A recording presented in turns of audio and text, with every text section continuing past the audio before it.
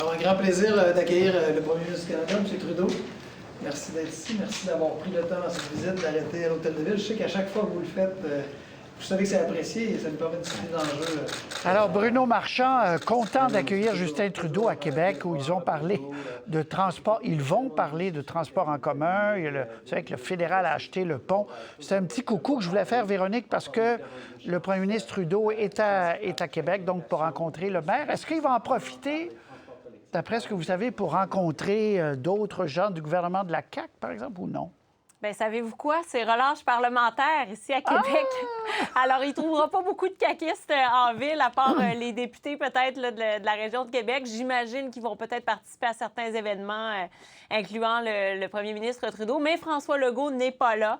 Et il rencontre le maire Marchand parce que les deux ont quand même certains atomes crochus. Là, se sont toujours un peu considérés l'un et l'autre comme étant deux progressistes. Puis, la dernière fois, Bruno Marchand avait lancé une petite pointe aussi à Justin Trudeau en disant... Bien, vous faites des rencontres à Montréal, ce serait temps que vous veniez à Québec. Là. Très bien. Alors, il n'y a pas de quoi écrire à sa mère, comme me disait sa mère. Non, comme me disait ma mère. Donc, on va passer là-dessus. Rencontre Marchand-Trudeau, tout va bien. Par contre, où ça ne va pas bien du tout, c'est sur la Côte-Nord.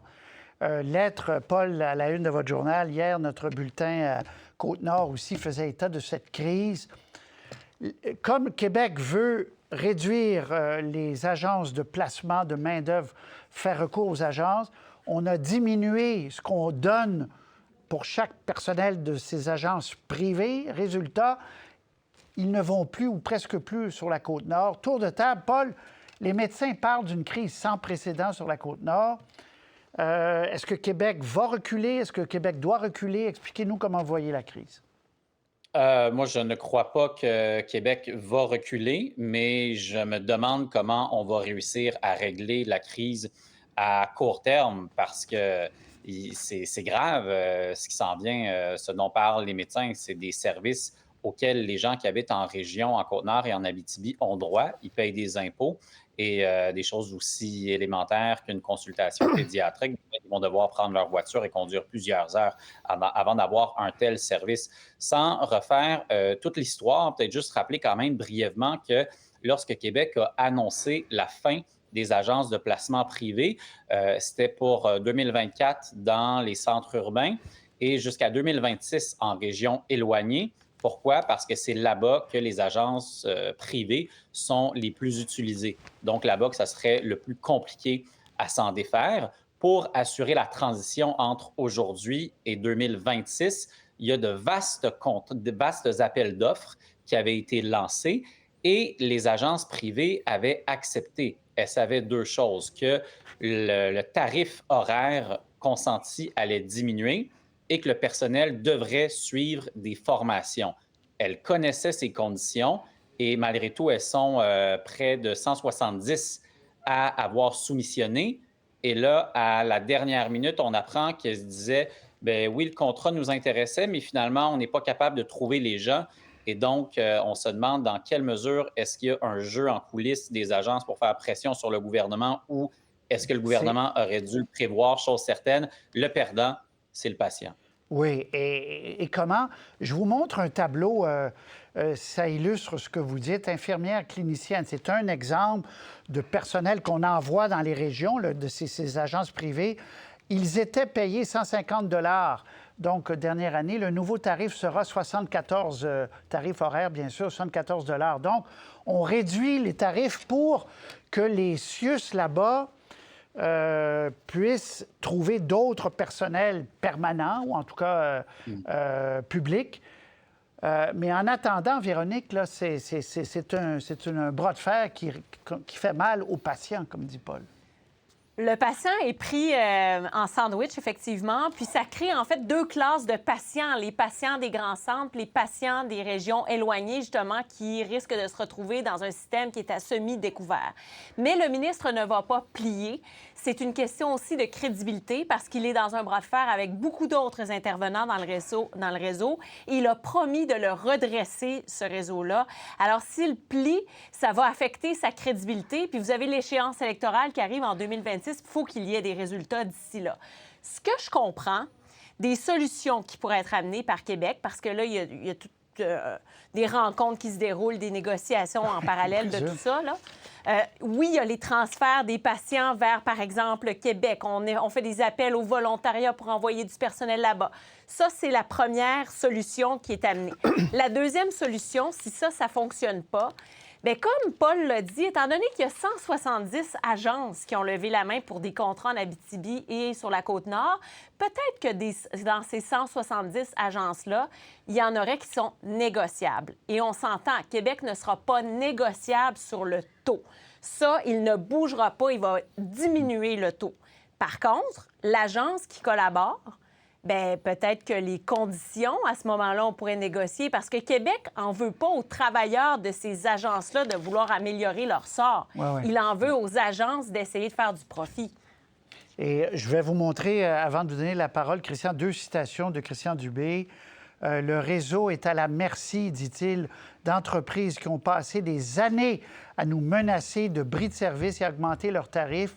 Nous devons y mettre fin comme nous nous sommes engagés. En cette période de transition, nous avons besoin de l'appui de tous les professionnels de la santé. Ce n'est pas le moment de reculer. On le fait pour les patients et pour l'avenir de notre réseau. Donc, Christian, bras de fer, s'il recule là, il n'y a plus rien qui va tenir, là. Christian. Un autre dossier où le citoyen ordinaire ne comprend pas grand-chose, c'est clair qu'il y a eu un abus criant dans ce dossier-là des agences. Mais moi, je pense que ce qui est perdant, ce sont les patients, les citoyens, mais c'est aussi le gouvernement. Parce que est-ce que c'était vraiment la seule façon qu'on avait de régler ce problème-là? De façon aussi brutale. On a déclaré une guerre aux agences. Vous avez dit on veut diminuer le rôle des agences. Non, on veut les éliminer. On veut qu'il n'y ait plus... À la demande des syndicats. Oui, puis les syndicats sont là-dedans aussi. Hein? Bon. Donc, moi, je trouve que le gouvernement, c'est pas bon pour le gouvernement, cette affaire-là, parce que concrètement, les gens disent comment ça se fait qu'ils n'ont pas été capables de s'organiser mieux là-dedans. Il y a une façon de faire les choses. Puis il y a une chose qui me met un peu mal à l'aise là-dedans. Même s'il y a eu des abus caractérisés du côté des agences, moi, je suis quelqu'un qui est un peu méfiant à l'égard des monopoles, qui a le malheur de croire que la compétition, des fois, ça peut avoir du bon, qui peut avoir aussi une certaine flexibilité qui découle de la compétition.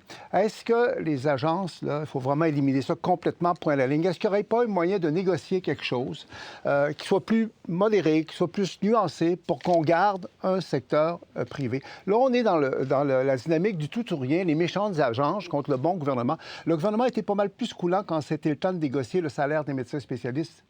Puis quand ça a été le temps de négocier avec les syndicats du secteur public. Donc, pour M. Dubé, moi, je trouve ça décevant. Et moi, je ne peux pas fortement que de penser qu'est-ce que ça va être quand on va avoir la méga agence de la santé. Ce midi, j'écoutais l'émission de notre collègue Alex Castonguay, Midi Info. Là. Monsieur Dubé ne s'est pas présenté pour expliquer son point de vue. Il est en guerre. C'est un bras de fer. Okay. Bon, c'est son choix. Mais moi, je trouve que je ne suis pas sûr que les Québécois y gagnent quelque chose. Okay. Il me semble qu'il y aurait une façon de faire les choses plus créatrice, plus intelligente, sans qu'on ait la merde qu'on a actuellement. Excusez l'expression. Paul, pourquoi rappeler, comment vous comprenez ce désir, depuis longtemps, d'ailleurs, c'est pas nouveau, d'être moins dépendant des agences privées, Paul?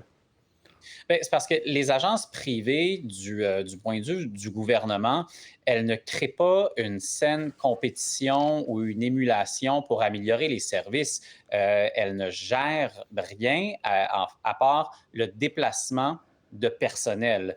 Et ça, l'État serait capable de le faire. Donc, ce dont on parle, en gros, c'est qu'en région éloignée, on a plus de difficultés à attirer du personnel et on se dit qu'une partie des besoins pourrait être comblée par des gens qui séjournent à court terme en échange d'un incitatif salarial. Et ce système-là peut être géré par l'État sans passer par un tiers privé qui prend une commission. Donc, on prend une commission sans avoir un modèle parallèle de gestion qui entraîne tout le monde vers le haut. Et 2 arguments. Oui. Mais est-ce que... Oui. Une infirmière qui travaille dans le public à un certain taux horaire et qu'il y a une autre infirmière qui travaille à côté de vous qui est payée 2 fois plus cher pour le même travail, bien, ça crée des tensions à l'interne. Et l'autre enjeu financier, bien, c'est de dire, est-ce que l'État a les moyens de payer une commission au privé quand on voit que ça ça favorise les déficits dans les établissements? C'est clair qu'on peut faire ce genre d'analyse-là, je comprends, mais est-ce qu'il fallait vraiment une guerre totale? Puis de dire les agences, c'est fini? Moi, je trouve ça bête. parce que vous savez, il y a un bras de fer. Là, les gens en face ont des moyens, en fait, de faire valoir leur point de vue. Et je le rappelle, moi, là, je me demande des fois si on n'est pas pris entre la peste et le choléra dans ce domaine-là. Je comprends que les agences étaient très abusifs, mais moi, je ne fais pas confiance à ce point-là au système public dans le domaine de la santé. Je trouve que la pandémie est passée par là quand même. C'était, Véronique, conclusion là-dessus, c'était une rue de secours au départ, là. Puis dans les CHSLD, Dieu sait que c'est très utilisé. C'était une rue de secours quand il manquait, pour des quarts, 2-3 infirmières, là, les agents de recours aux agences. Puis c'est devenu pas mal... c'est devenu géant, en fait. Oui, mais il y a des gens dans ces agences-là qui sont très bien intentionnés, justement, puis qui sont là pour aider le réseau de leur côté. C'est juste qu'ils veulent plus des conditions de travail offertes dans le public. C'est pour ça que je vous disais un petit peu plus tôt, peut-être que là-dessus, Québec pourrait avoir un peu de souplesse, c'est-à-dire de continuer de diminuer les taux, puis entre-temps, pour que ce soit plus progressif, peut-être permettre, avec des contrats d'urgence à certaines agences, d'avoir quand même des conditions qui peuvent être pas pires pour attirer ces gens-là. M. Dubé vient de tweeter il y a une seconde, là, Christian, et en 3 mois, en date d'aujourd'hui, 2400 employés d'agence sont de retour dans le réseau. Parce que c'est ça l'objectif. Ce n'est pas facile, mais ces chiffres nous démontrent qu'on est sur la bonne voie pour rebâtir un réseau public fort. C'est pas le temps de reculer pour les Québécois et le personnel. Christian, en conclusion. Bon, bien, c'est dans la façon de faire les choses. Je lui souhaite bonne chance, mais je ne suis pas sûr que sa façon soit la meilleure façon de le faire. Bon, là où il y a deux... Oui, vas-y, Paul. Bien, très rapidement, c'est parce que c'est le cœur de l'affaire. Même si on met fin aux agences privées, si le personnel qui y travaillait ne veut pas retourner dans le public, tout le monde est perdant. Exact. Donc, oui, il y a le bâton, mais il faut la carotte. Il faut convaincre ces gens-là de retourner au privé. Il y en a près de 10 000 dans les agences, 2 500.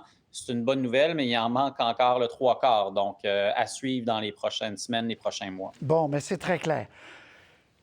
Musée national de l'histoire, ça fait 2-3 fois qu'on veut en parler. Là, on en parle là. Je vais vous faire réécouter M. Legault, c'était il y a quelques jours, à la question, mais le Musée national de l'histoire du Québec, l'histoire commence quand? Est-ce qu'on parle des peuples autochtones, des Premières Nations, etc.? Voici ce qu'il avait à dire. L'idée, c'est de montrer l'histoire de la nation qui était canadienne-française, qui est maintenant québécoise, qui a commencé avec Champlain. Mais évidemment, on va parler des Autochtones qui étaient là avant qu'on arrive. Bon, alors, Véronique, placez-moi la table. Depuis que ça a été annoncé, il y a des gens qui s'inquiètent que le Musée national de l'histoire du Québec soit un instrument plutôt qu'une grande ode à l'histoire des Québécois. Oui, parce que ce qui fait partie de l'histoire, ce sont les nations autochtones. Et finalement, non seulement elles, mais il y a des historiens aussi. Il y a différentes écoles de pensée, finalement, qui disent à quel point on doit inclure, justement, dans l'histoire, les nations autochtones, comment elles ont contribué, tout ça. C'est sûr qu'à un moment donné, il faut tracer une ligne. Parce que l'histoire, elle commence quand? Est-ce que c'est il y a des centaines et des centaines d'années? Est-ce que c'est il y a des milliers et des milliers d'années? À un moment donné, il faut être capable de tirer un trait puis de dire, bon, mais c'est à partir de ce moment-là qu'on va débuter l'histoire de ce musée-là. Et c'est sur le début où on ne s'entend pas nécessairement. Le gouvernement, de son côté, dit bien, on va le mettre à partir de l'arrivée de Samuel de Champlain en 1608. Et ensuite de ça, on va parler de l'histoire canadienne-française en incluant justement l'apport des nations autochtones et en se disant que, puisqu'on parle de l'arrivée de Champlain, mais en même temps, les nations autochtones étaient déjà sur place, on va parler des interactions, des alliances qui se sont formées à ce moment-là, puis comment les peuples ensemble ont contribué à l'histoire de l'un et l'autre. Au moins, ce qui est peut-être positif dans ce débat-là, c'est que ça nous amène la sensibilité de parler des nations autochtones. Alors, j'ose croire qu'avec tout ce débat-là, quand le Musée national va ouvrir, puis qu'on va mettre en place... c'est une très bonne question. J'arrive pas à avoir la date précise. Peut-être que mes collègues l'ont, là. Pardon, Paul? D'ici, on vise avant la fin 2025, je crois. OK. Très bien. C'est ça, c'est un peu flou, hein? Alors, Éric Bédard a été engagé, l'historien, tout ça. Est-ce qu'il y a un problème, Christian, ou il n'y en a pas, d'après vous? Moi, je vois ça comme un musée sur le peuple fondateur du Canada. C'est les anciens Canadiens du régime français qui sont devenus après les Canadiens français et qui sont devenus les Québécois francophones de souche d'aujourd'hui. Je pense que c'est pas un musée pour les Autochtones, c'est pas un musée pour les Anglais, c'est pas un musée pour la diversité. Est-ce que c'est possible, en fait, de célébrer le peuple fondateur du Canada? Moi, dans mon livre, Plus que jamais la liberté, je ferais sortir ça. Il y en a juste un au Canada. Donc, évidemment, c'est très sensible Oui, mais politiquement. l'apport des anglophones, oui, non, mais c'est pas ça dont on parle. Là. Je veux dire, les Amérindiens ont un gros musée à Ottawa. Puis je dis pas qu'on dira pas un mot des Amérindiens puis des Anglais, mais je me répète, là, le peuple fondateur du Canada, c'est les anciens Canadiens qui sont devenus des Canadiens français, qui sont devenus... C'est ça qu'il faut célébrer. Là, le danger, évidemment, c'est très volatile, c'est très politique, puis je trouve que les gens qui sont dans le projet parlent trop. Ils devraient se taire. Vous savez, c'est une de mes obsessions. Votre nouveauté, ça. C'est ça. Non, parce que c'est très délicat, ça peut déraper. Mais moi, je trouve que c'est bien le moins qu'on a un musée qui célèbre ça. C'est nous, le peuple fondateur du Canada. Vous êtes totalement d'accord en ligne avec M. Legault, en effet. Paul, oui, totalement d'accord avec Legault. Oui, Paul. Oui, peut-être j'ajouterais juste à ça que par précaution, quand le premier ministre là, doit quand même bien peser ses mots, parce que de toute façon, c'est pas lui qui est à la tête du comité scientifique, là, donc il ne doit pas donner l'impression que c'est le gouvernement qui dicte le détail des expositions, mais je ne pense pas que ce sera le cas non plus. Moi, je n'ai pas envie de m'indigner de façon préventive en présumant que ce sera mal fait. Aussi, quand même, rappeler que c'est une exposition muséale. Ce n'est pas une somme où on va écrire l'histoire totale et définitive en milliers de pages. Là. C'est une exposition, donc il faudra voir quels artefacts seront choisis, dans quel ordre. Mais tant mieux si le débat se fait en amont. J'allais dire affaire réglée, évidemment pas, mais... Non, pas réglée. mais ce soir, ici, je parle.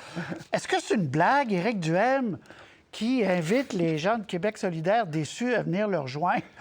Dire, il y a plusieurs objectifs communs, écrit-il, réduire la pauvreté, encourager l'autonomie. Est-ce que, je ne vais pas tout lire, mais il dit, Barack Obama disait que les crises, c'est une opportunité. Beaucoup de gens ont dit ça en passant. Christian, c'est une blague. Il trouvait qu'on ne parlait pas assez de lui en ce moment, là. Il se sent seul. Ça peut faire un peu désespéré, pour être franc, parce que je comprends que ça brasse beaucoup à Québec solidaire.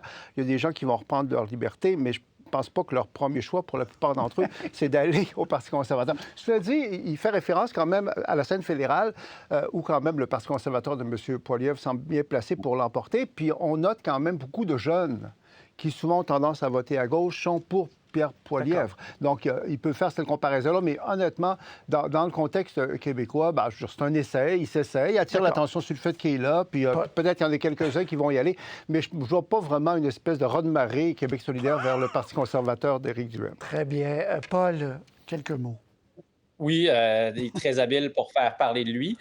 Aucun militant, c'est-à-dire membre de Québec solidaire, ne va aller au Parti conservateur. Par contre, je ne trouve pas ça anodin comme sortie, parce que lui ne s'adresse pas aux gens qui ont leur carte de membre de Québec solidaire. Plutôt, il s'adresse à ceux qui pourraient voter pour Québec solidaire et changer d'idée. Et en effet, on voit ça au fédéral et dans d'autres pays aussi, des partis plus à droite, plus conservateurs, qui essaient de courtiser le vote qu'à une autre époque, on pouvait peut-être qualifier de col bleu, ouvrier, plus populaire. Et de telles passerelles existent. Elles ne sont pas majoritaires dans ces électorats-là, mais ça peut arriver qu'il y ait des mouvements vraiment de la droite vers la gauche. Puis Véronique, c'est de dire aussi « j'existe encore », un mot. Oui, mais en même temps, moi, je pense pas nécessairement qu'il s'adresse tant que ça aux gens de Québec solidaire, mais plus à ceux qui se sentent orphelins politiques, ceux qui se sentent désenchantés, ceux qui sont insatisfaits. Il l'avait fait pour Claire Sanson, ça avait marché. Alors, pourquoi il ne tenterait pas sa chance?